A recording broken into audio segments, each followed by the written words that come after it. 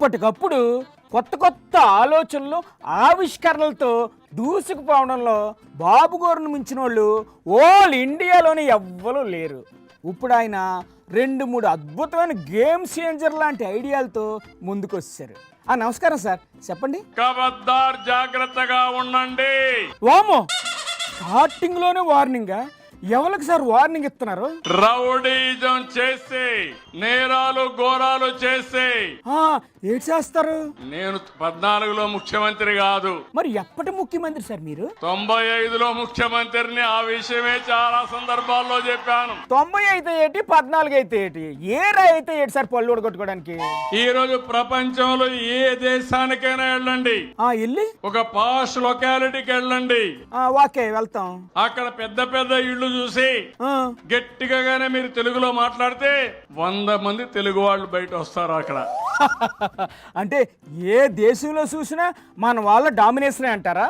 దానికి కారణం ఎవరో కూడా చెప్పేస్తే ఓ పని అయిపోద్ది కదా సార్. అది ఆ రోజు నేను చూపించిన స్ఫూర్తి అని మరొక్కసారి మిమ్మల్ని అందరినీ కోరుతున్నా. మీరు గనక లేకపోయి ఉంటే మన వాళ్ళకి ఈ దేశాలకు వెళ్ళే అదృష్టమే దక్కేది కాదు సార్. ఈ సెల్ ఫోన్ చూస్తే ఒకసారికి పర్వాలేదు గాని అదే పనిగా చూస్తే మీ మైండ్ ఖరాబ్ అయిపోయి పిచ్చి పట్టే పరిస్థితికి వస్తాం. అమ్మో, పిచ్చి అంటే మళ్ళీ ఆ మెంటల్ సర్టిఫికేట్ కోసం తిరగాలి సార్. అయినా తప్పంతా మీదే సార్.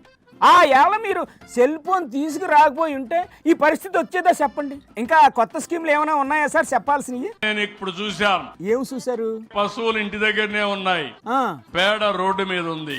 పశువులు ఇంటి దగ్గర ఉంటే పేడ రోడ్డు మీద ఎలా పడింది sir? That is too much. అందుకే నేను నారాయణ గారికి చెప్పాను. ఏంటి చెప్పారు నారాయణ గారికి? నిన్నటి వరకు పిల్లలకే హాస్టల్ పెట్టాం, వృద్ధులకు హాస్టల్ పెట్టాం, ఇప్పుడు పశువులకి హాస్టల్స్ పెడతాం. ఆ హాస్టల్లో ఏంటి ఉంటాయి సార్? మీ పశువులన్నీ అక్కడే ఉంటాయి, షెడ్లు కట్టిస్తాం. దానికి కావాల్సిన గడ్డి గాని అవన్నీ కూడా తెప్పిస్తాం. నాకు డౌట్ సార్, ఇప్పుడు ఆ పశువుల హాస్టల్కు వార్డెన్ గా ఎవరిని పెడతారు సార్? ఆ పోస్ట్ ఏదైనా మంచి దున్నపోతకి ఇవ్వండి సార్, బాగుంటది. ఎంతైనా మీ ఐడియాలు సూపర్ సార్, సూపర్.